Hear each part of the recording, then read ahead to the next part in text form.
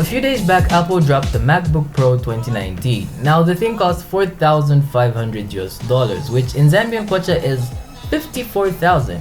Now, I was wondering, why would somebody spend that amount of money to get themselves a MacBook? I mean, there are PCs that cost way less than that and still offer great value. So in my case, I have the HP ProBook 640 G2. Now, your needs versus your wallet could be something like this.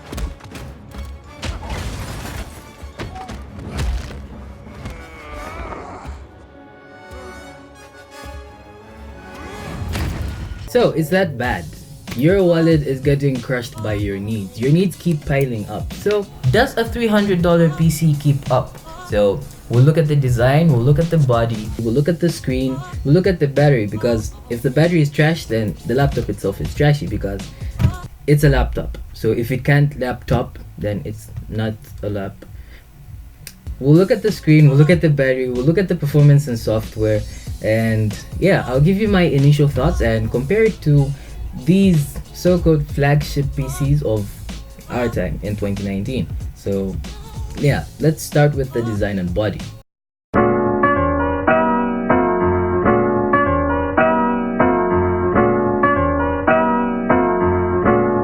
The ProBook was manufactured back in 2016. Now, 3 years into the future, it still looks as modern and as elegant as every other PC out there right now.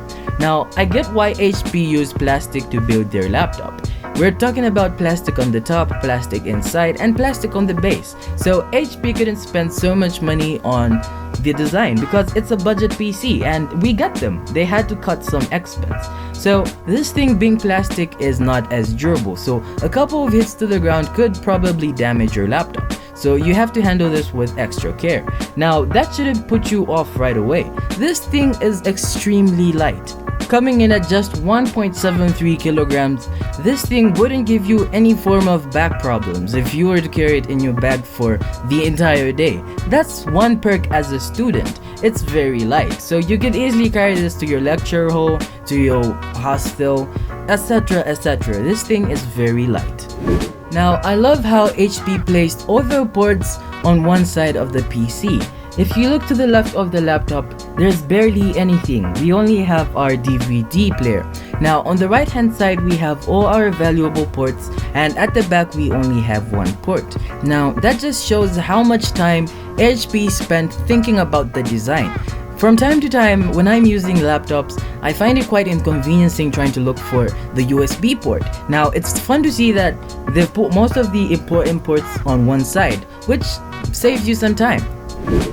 Now let's talk about the screen on the ProBook. Now the screen is not as elegant or as crisp as every other PC in this modern time. This thing is a 14-inch HD display, so it's pretty wide and you could watch movies with your friends with no issues. Now it doesn't get quite bright. It's capped at 157 ppi, which in general terms means you'll find it very hard to type in direct sunlight. So that's one area where this thing can't stand its ground. Now looking at the keyboard, it's pretty well spaced, and one con about this keyboard is it's not backlit, so you can't use it at night to type. But if you've got a headlight, you could use this thing without any issues. But in terms of the keyboard, a solid 3 out of 5. It gets the job done, but it's not the best that we've seen so far.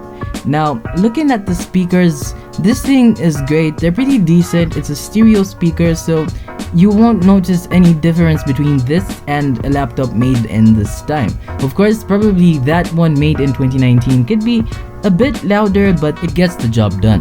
Now let's look at performance, battery, and software. So looking at the software in this device, we have Windows 10 Professional as standard out of the box. So you don't need to spend extra money getting a different software.